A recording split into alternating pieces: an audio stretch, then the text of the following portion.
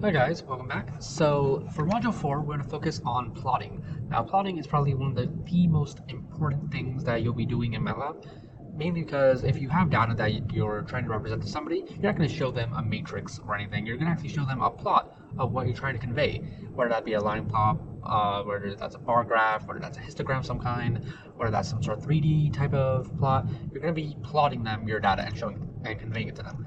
Now, before I go into the nitty-gritty details of how you can do it in Matlab, let me just show you some of what you can do with it. So here's the Matlab plot gallery, which just shows you sort of an array of what you can be plotting. So you have standard 2D plots, you have date-time plots, 3D plots, log plots, various versions of histogram plots, bar graphs, heat maps, contour plots, polar graphs. Let's see what else. You can show images, have surface plots as well. Naturally, you can customize your plots. You can add shading and color maps to it. You can have more advanced stuff, for example, having plots inside of plots, streamlines, animations, and here's an example of wind being plotted.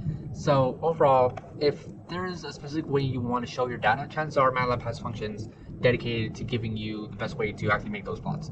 So first off, let's go over nomenclature. So all plots have basic components to them. So for example, plots usually have a plot title. They usually have the data with some markers to designate what they are. They usually have a legend showing you differences. So in this case, the solid line is the zero drag model in this case, and the dots are the data. And then plots also have tick marks associated with the actual tick mark label. So in this case, time and seconds, which is the axis label. And over here, you have these tick marks associated with height and feet.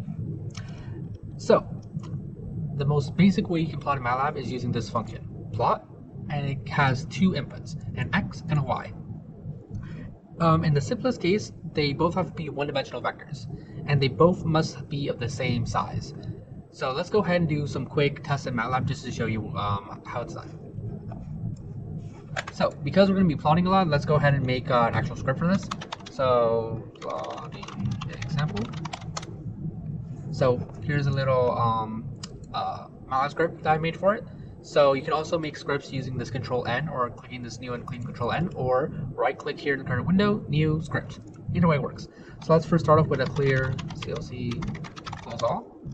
And then I'm going to do double percentage to make a break in my code and say simple plotting. That's it.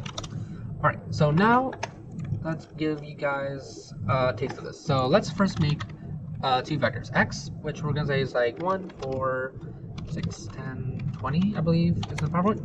And then correspondingly in the Y, it's 10, 15, 25, 8, 16. And then we're just gonna straightforward plot it and see what it looks like. Now we can click run, and you have your nice little graph.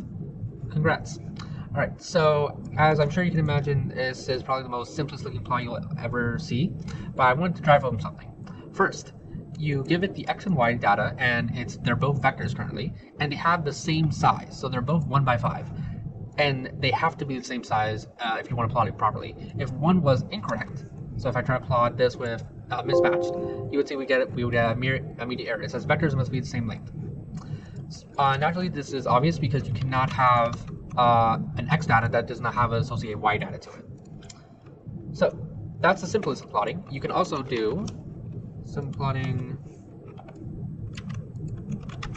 let's say using vectors, stuff like that. So in this case, let's say X is, let's go back to our last module and say, let's say this goes from -10, and let's go for a spacing of 1. So if it's a default spacing, we don't have to say anything. And let's say this goes to 10. And Y, well, in this case, let's have Y not be just random numbers we're pulling out of the top of our head. Let's have it be part of a function instead. So let's try to solve for something. In this case, something very basic. Let's just plot a line. So we can do 3 times X, let's say. Let's do. And then let's go ahead and plot this. So plot X on Y.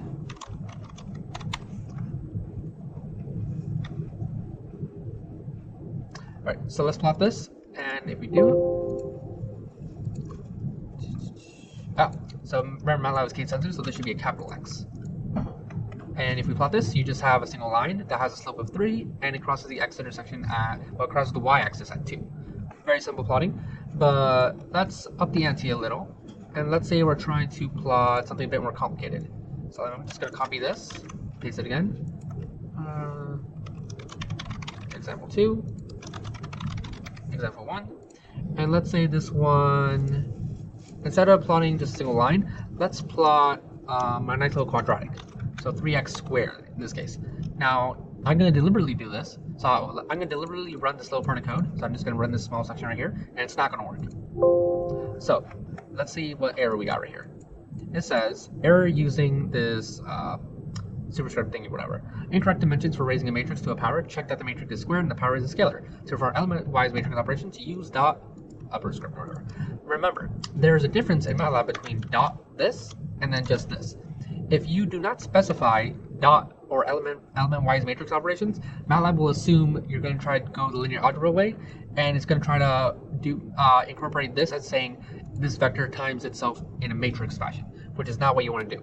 Instead, what you want to do is element-wise operations, so you should do a dot here. And if you do this, and we can go back to our plot, and it's now exactly the 3x squared plus 2 that we were expecting. Now, if you noticed, if we zoom in here with a mouse wheel, it's sort of jaggedy here. So let me make this a bit more apparent. So if I make the spacing 2, let's say, and we go back to a plot, it gets a bit more jagged. And if I made this a bit more, so let's say 5, it's a really rough approximation of this graph. So your graph automatically by default tries to connect these points together with a straight line, and it will always try to do that. So if your data is very fine, it makes a very nice graph, but the cost is your variables end up taking up a lot of space, and it might be computationally expensive. So always remember that. So I'm just going to go back to the default, which was just 1, and we have our nice little graph again. All right. So I'm sure you can imagine this is not the most pretty of graphs. Let's say we want to make our graph a bit more interesting to look at. Line specifiers. So if you want to make your line, so if you want to make this line a different color, put markers on it, a label of some kind, those are all things that you can do. And how do you do them? All you have to do is right after your x and y variables, put a comma, and then you give it a mix of instructions. You put a single quote, and then you can put what color you want it, what the marker is that you want it to be, and what type of line style you want. So let me go ahead and just go through a couple of them. So let's say we wanted to make the graph green, let's say. So let me bring it back up here, and let me move it to the side here. And I put the Matlab over here. So let's say I want this graph to be green. I'm going to put G for green, and then run this little section again. And you can see here, the graph is now green. If I want to, let's say, make it red, I can do R, run this, and now the graph is R. If I wanted the graph to, let's say, not have a single line, but instead have, let's say, a bunch of dots, I could just do a dot here, and you'll see just a bunch of little dots instead, making up my graph. And if I wanted the dots to be connected by lines, I could do a dash dot. And now I have a dash dotted line. And I can zoom in here, and you can see this dash dotted line a bit better. All right. So if that's how you make a dash dotted line, but you can also mix and match stuff. So for example, let's say I wanted to have a red line that had circular data markers and was also dashed. Well, then that would be, let's say, a red, little o for the markers, a red, and then double dash for the line. And now we have the actual marker points being circles. Everything's connected with a dashed line, and it's red. So as far as I know, it doesn't really matter which way you do the markers and the line styles and the colors. You could have this O be here, or it could be here. And if I run this line code, it's still the same. So it doesn't actually make a difference. Get rid of this. And you can mix and match them any way you want. If you want a quick table showing you the possibilities, take a look at this.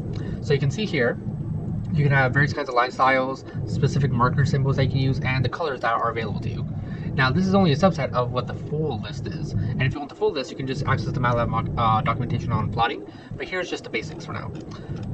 So in the next video, I'll talk to you guys about logarithmic plots. See you guys then.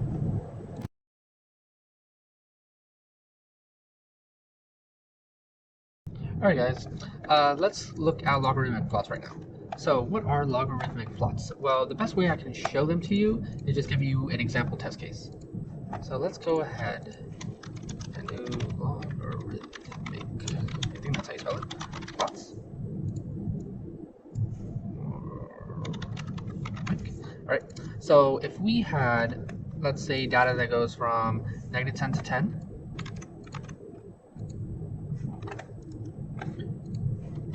and then have our y be, let's say, the exponential of x, and I want to plot this.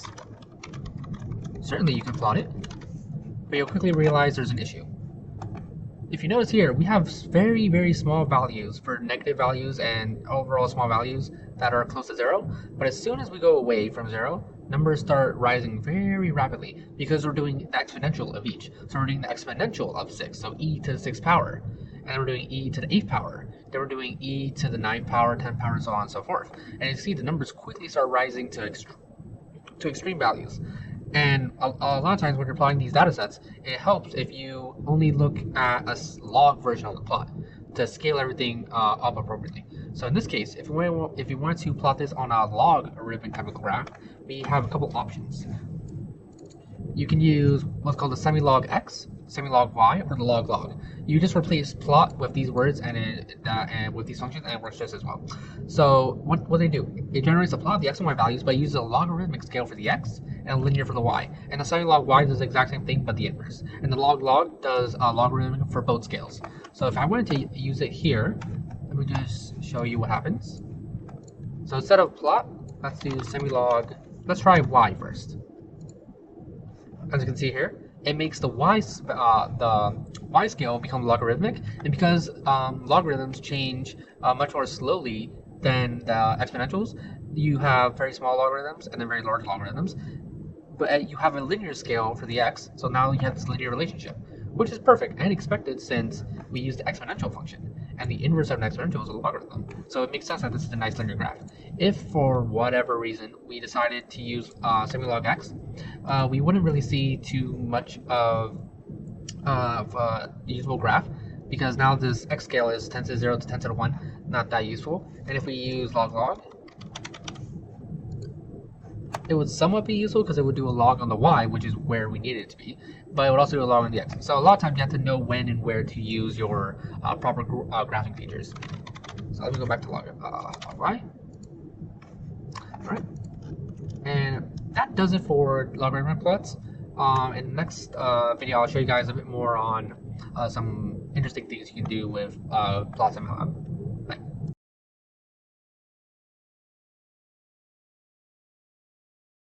Alright guys, so you guys may or may not have noticed this, but when we were plotting, so back when we were plotting these different lines, let's say for the red, green, blue, dash, dotted, whatever, if you notice, the plots were replacing themselves each and every time. So let me go ahead and show this to you again. So if we plot this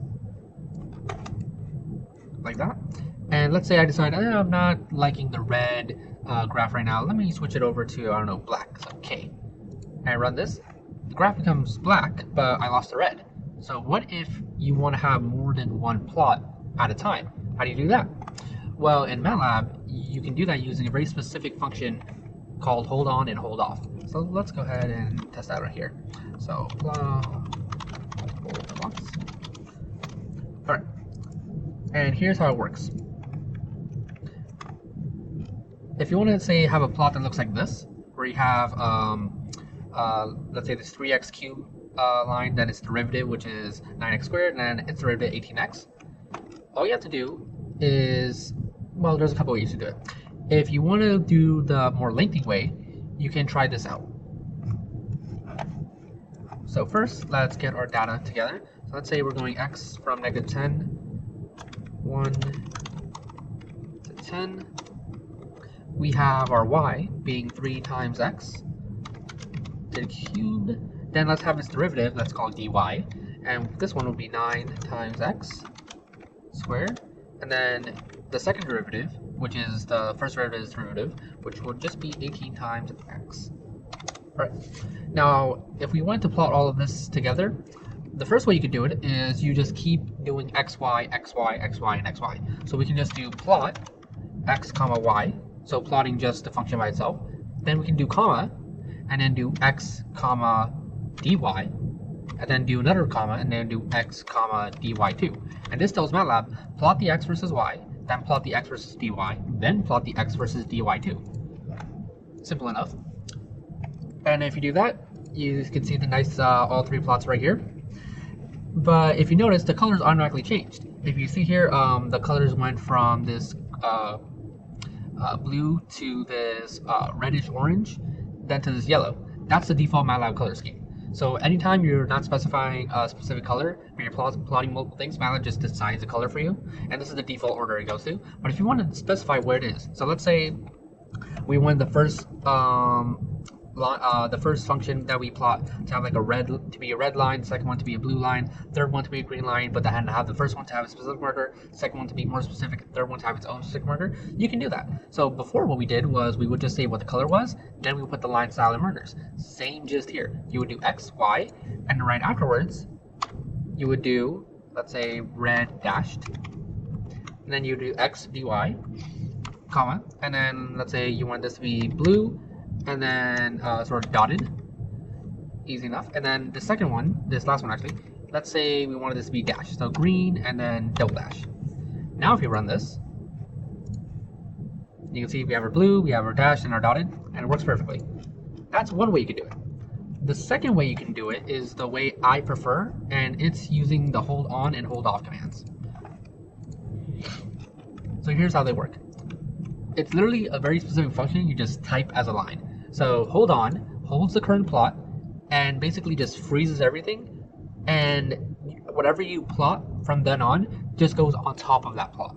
And hold off tells MATLAB stop plotting over this and just replace whatever is the most upper layer. So it's, imagine you just have layers to your plot, and when you tell MATLAB to hold on, everything below that layer freezes and you just start putting paint on top of it. So in this case, putting plots on top of it. And the moment you tell MATLAB to hold off, then it starts replacing the graph that's on the topmost thing.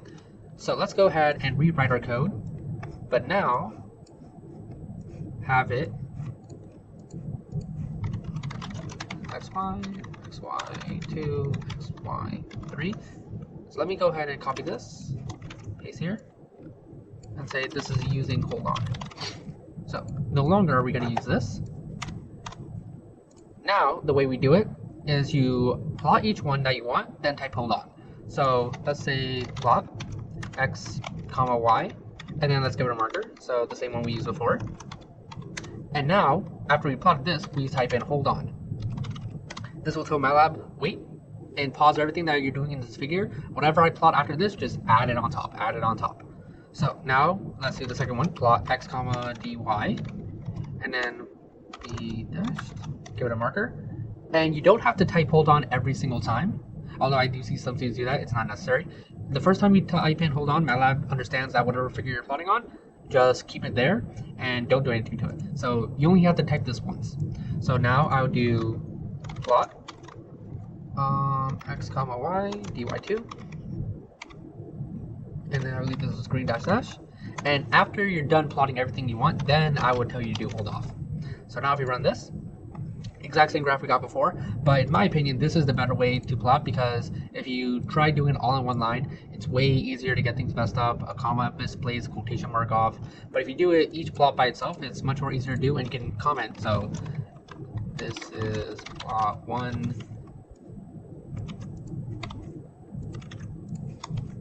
This is plot 2. And then you can do like this is plot 3. So it's much more organized than the other way. And it's my preferred method. So that's it for plotting multiple plots. In the next video, I'll show you guys some cool ways you can format your plots. See you guys next video.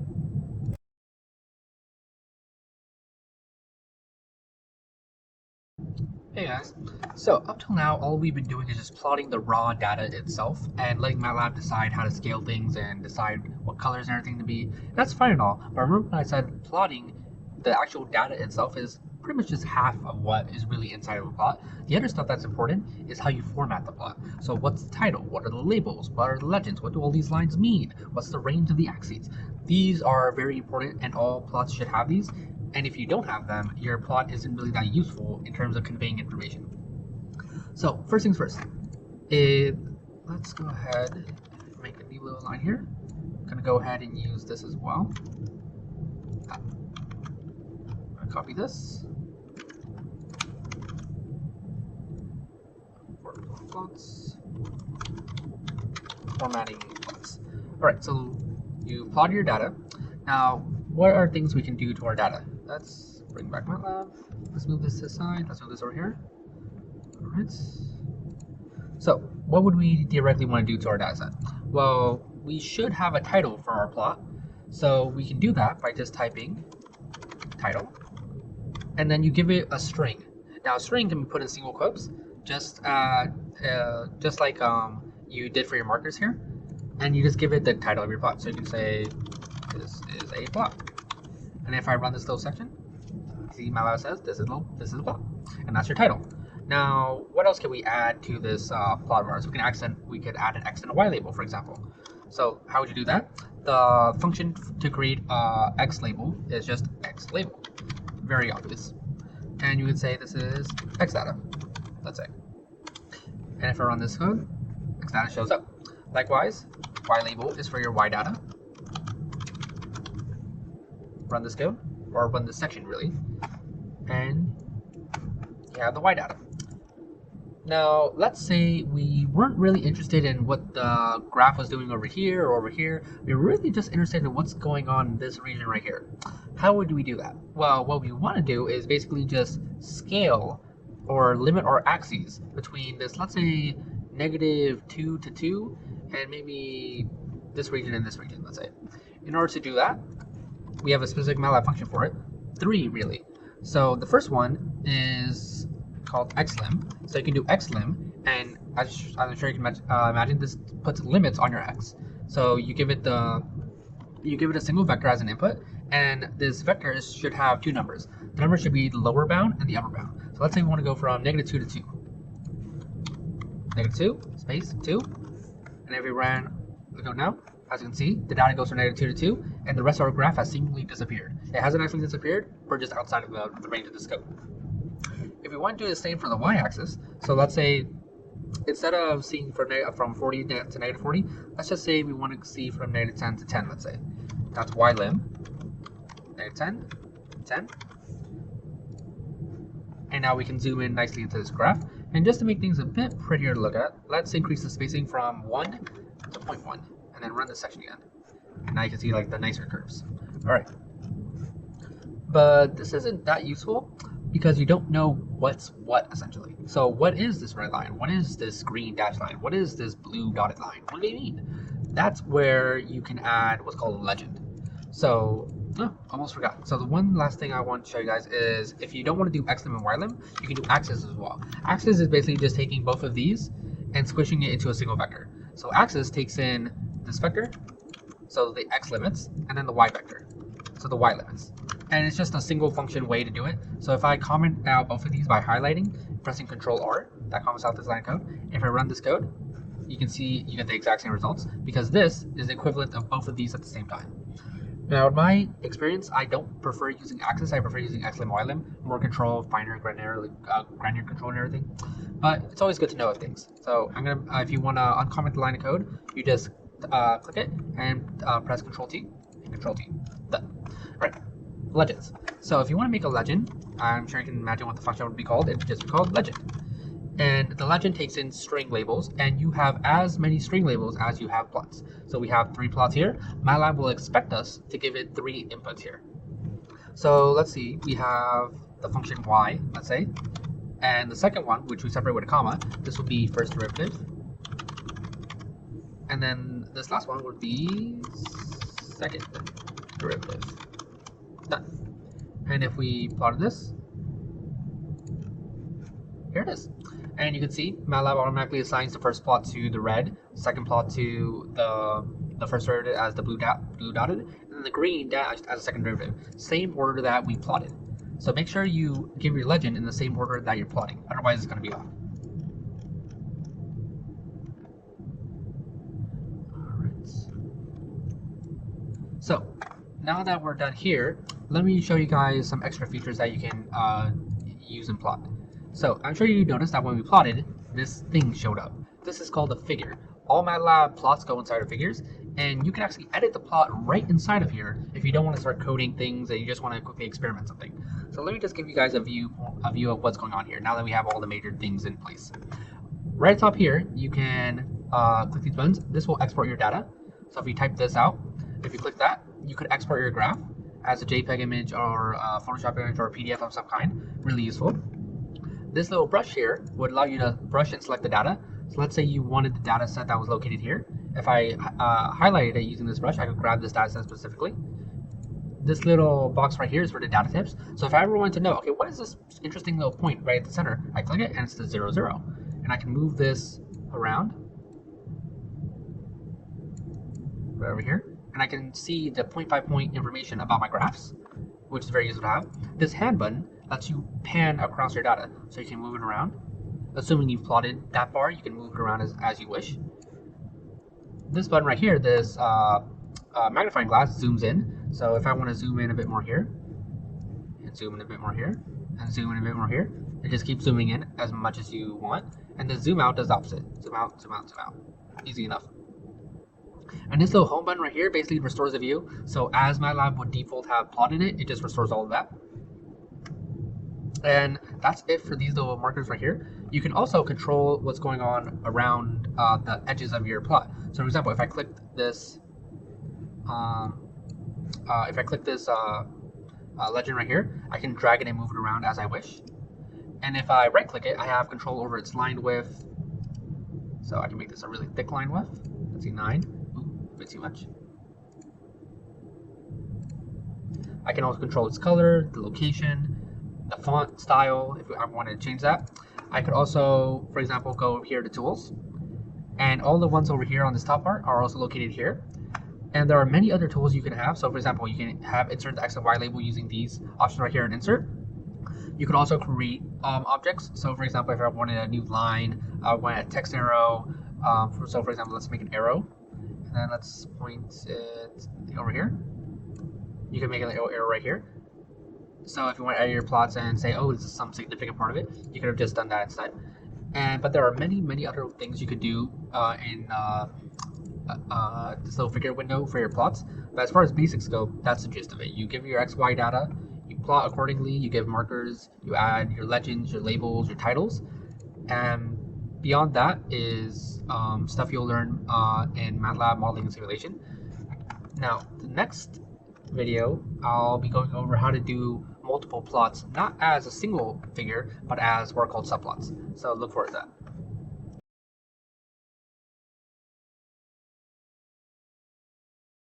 Hey guys, so last thing I want to show you guys is a very neat plotting feature you can use in Matlab called subplots. So you use subplots if you want to plot multiple figures in a single page. Now, what does this all mean and why would you want to do it? I can show you some images which explain it best. So it's rare that you want to have a single figure that has all your information and data in it. The data could have different scales, there could be different things you want to show, and you don't want a single plot having all of that. You also don't want to just make multiple plots by themselves and then have to rearrange it, maybe like PowerPoint or Word or something. You would rather everything be in one figure that just shows all your plots as you want them to, or arrange how you want them to, and have the code automatically make that plot. That's what subplots do. They allow you to arrange your data in sort of a grid-like manner, and you can have each little spot of that grid have your plots. So let's go ahead and just show you guys how this works. So